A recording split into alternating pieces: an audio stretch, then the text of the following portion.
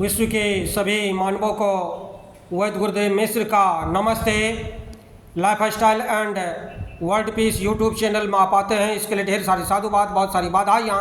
Life style and world peace YouTube channel में आते ही आप लाइक करें, सब्सक्राइब करें, बेल आइकन बटन को दबाते हैं, कमेंट में अपना विचार लिखें, मोबाइल नंबर छोड़ें, अपने कंट्री का नाम लिखें। अगर आप पुण्य के भागी बनना चाहते हैं तो आप सब्सक्राइब के साथ साथ शेयर जरूर करें। हमारा संपर्क नंबर है 94 71 26 98 82।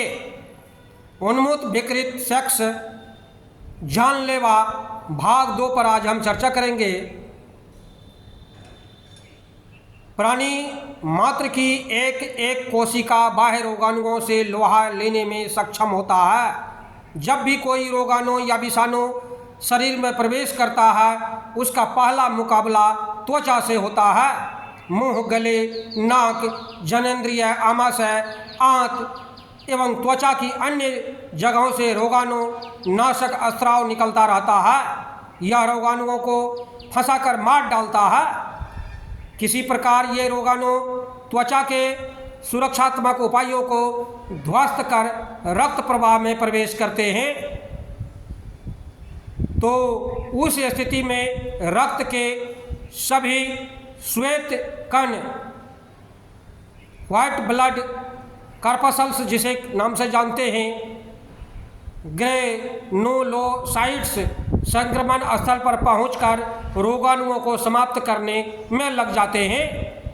एक सामान्य 70 किलो वजन ग्राम वाले व्यक्ति में लगभग 1 खरब 26 अरब ग्रेन्युलोसाइट्स तथा माइक्रोफेजों की सुरक्षा की फौज होती है। माइक्रोफेज की सहन शक्ति अत्यधिक होती है। ये घातक एंजाइम तथा अनेक मिसाइलों से लदे होते हैं। सर्वप्रथम ग्रेन्युलोसाइट से ही मोर्चा संभालते हैं, परंतु जब माइक्रोफेज की टुकड़ियां रोगाणुओं पर टूटती है, उस स्थिति में ग्रेन्युलोसाइट्स पीछे हट जाते हैं। नए जोश के साथ लड़ रहे मैक्रोफेज के सामने दुश्मन चने चबाते हुए छठी का दूध याद करते हैं। घमासान युद्ध चलता है। लाखों करोड़ों दुश्मन तथा मित्र सैनिक मारे जाते हैं। इन्फ्लेक्शन युक्त जख्मों से निकलता मवाद मित्र तथा शत्रु जीवाणुओं की लाशें हैं। इसे स्टेन करके माइक्रोस्कोप द्वारा देखने पर स्थिति स्पष्ट हो जाती है। रक्त संचार की सुरक्षा व्यवस्था जब अस्त व्यस्त हो जाती है, उस स्थिति में रक्त प्रवाह में उपस्थित सूक्ष्म लिम्फोसाइट्स कोष जागरूक होकर कीटाणुओं एवं विषाणुओं को समाप्त करने लगते हैं। रोगाणुओं को मारने के लिए लसिका ग्रंथि एक विशेष प्रकार का प्रोटीन एंटीबॉडीज निर्माण करती है, जो रोगाणुओं से चिपककर तथा अन्य सुरक्षा सैनिकों को विशेष संकेतों द्वारा आमंत्रित कर विषाणुओं को समाप्त करने में लग जाते हैं।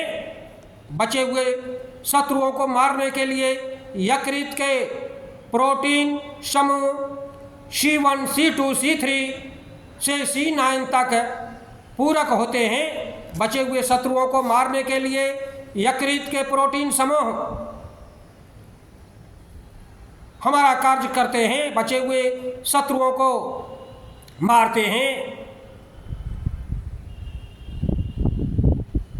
ये रोगाणु चिपट जाते हैं तथा विस्फोट कर उनमें छेद कर डालते हैं, जिससे रोगाणु मर जाते हैं। शरीर में T तथा B लिम्फोसाइट्स की एक विशाल फौज होती है। जब भी कोई विजातीय ऑर्गेनिज्म शरीर में प्रवेश करता है, उस स्थिति में निरंतर चौकसी करने वाले लिम्फोसाइट्स सजग जासूस की तरह अपने विवेक का आदर कर खतरे में की भयावहता के अनुसार T या B लिम्फोसाइट्स को सूचना पहुंचाते हैं। सूचना मिलते ही बी लिम्फोसाइट्स प्लाज्मा कोशिका में बदलकर करोड़ों की संख्या में सैनिक प्रतिरक्षी प्रोटीन का निर्माण करते हैं। ये सीधे रक्त प्रवाह में पहुंचकर रोगाणुओं, कीटाणु या विषाणु के संहार में लग जाते हैं। जब जासूस लिम्फोसाइट्स सुस्त तथा आलसी टी लिम्फोसाइट्स के पास पहुंचते हैं तो यह आलस को त्याग कर रुद्र रूप धारण कर रोगाणुओं के संहार के लिए निकल पड़ते हैं। इसके अतिरिक्त संक्रमित कोशिका रोगाणुओं के संहार के लिए एक विशिष्ट प्रकार का एक कोशिकीय प्रोटीन इंटरफेरॉन पैदा करने लगते हैं। जादुई प्राकृतिक इंटरफेरॉन ने आयुर्विज्ञान जगत में तहलका मचा रखा है।